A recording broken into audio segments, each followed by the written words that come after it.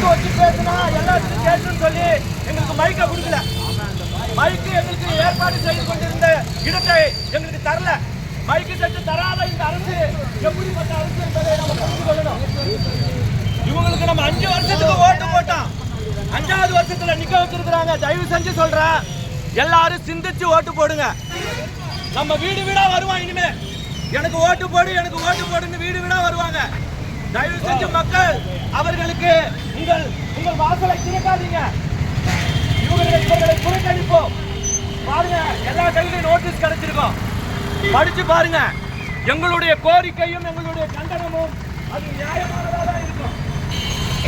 இன்னைக்கு நிறைய பெண்கள் தாலி அறுத்து விதவை கோலத்துல இன்னைக்கு சாப்பாட்டுக்கு கூட இல்லாத சூழ்நிலையில இருக்கிறாங்க. காரணம் என்ன? மதுவிலக்கு. இந்த டாஸ்மார்க் முன்ன இருந்ததை காட்டிலும் இப்ப அதிகமாக்கிட்டாங்க. எந்த இடத்துல எல்லாம் மக்கள் கூடுறாங்களோ அந்த இடத்துல எல்லாம் டாஸ்மார்க்க போட்டிருக்காங்க. கொஞ்சமாக அறிவிக்கா, நீ போய் டாஸ்மார்க்ல நிற்பியா? அரசாங்கத்தை பார்த்து நான் கேட்கிறேன், உன்னால டாஸ்மார்க்ல போய் நின்று லைன்ல நின்று குடிக்க முடியுமா?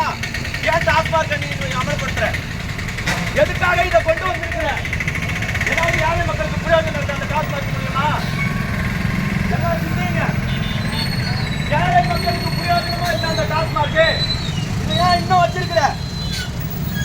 ஏழை மக்களுடைய ரத்தத்தை காசா கொடுத்து அவன் குடிக்கிறான். அந்த காசுல அரசாங்கத்தை பற்றிய வெட்டமானவனுக்கு கொஞ்சமாவது சிந்திக்க வேண்டாம். மக்களுக்குரிய காரியத்திற்காக வந்தியே, மக்களுடைய பிரச்சனை என்னன்னு தெரியுமா தெரியாது அவனுக்கு?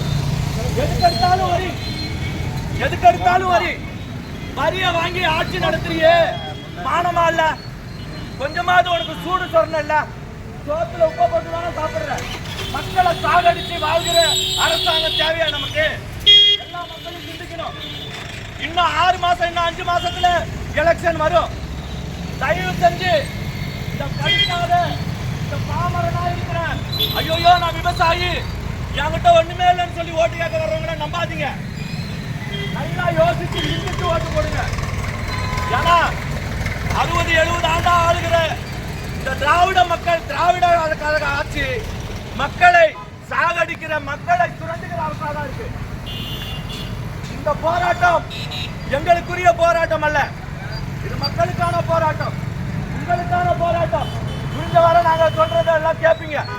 இது சிரிக்கிறதுக்காக அல்ல, சிந்திக்கிறதான நேரம். இந்த டாஸ்மார்க் மாத்திரம் இல்ல, ஆக்கிரமிப்பு, ஏரிகள் எல்லாம், குளங்கள் எல்லாம் ஆக்கிரமிக்கப்பட்டிருக்கு. இதெல்லாம் யாருக்கு தெரியுமா? அரசாங்கத்தை ஆளுகிற, இந்த ஆட்சி ஆளுகிற இந்த கட்சியினுடைய பிரமுகர்கள் தான் இதெல்லாம் ஆக்கிரமிப்பு பண்ணி. எத்தனையோ முறை கலெக்டர் கிட்ட மனு கொடுத்துருக்கிறோம், டிஎஸ்பி கிட்ட மனு கொடுத்துருக்கிறோம், ஒரு ரிசல்ட்டுமே இல்லை. காரணம் என்ன? ஆட்சியை ஆளுகிறவன் அங்க பிடி போட்டிருக்கான், டென்ட் போட்டிருக்கான். அகற்ற முடியுமா உன்னால? அதனாலதான் இன்ன வரையும் இந்த ஆக்கிரமிப்புகள் அகற்றாதபடியா இருக்கிறதுனாலதான் 2 பஸ் போக முடியல. நல்லா சிந்திங்க. ஒரு பஸ் போகுது, ஒரு பஸ் வருது, இதுக்கே டிராபிக் ஆகுது. சிந்திச்சுட்டு இருந்தா இந்த திட்டக்குடி ரொம்ப அதிகமான பரப்பளவு கொண்ட ரோடு, எவ்வளவு ஆக்கிரமிப்பு இருக்கு பாருங்க.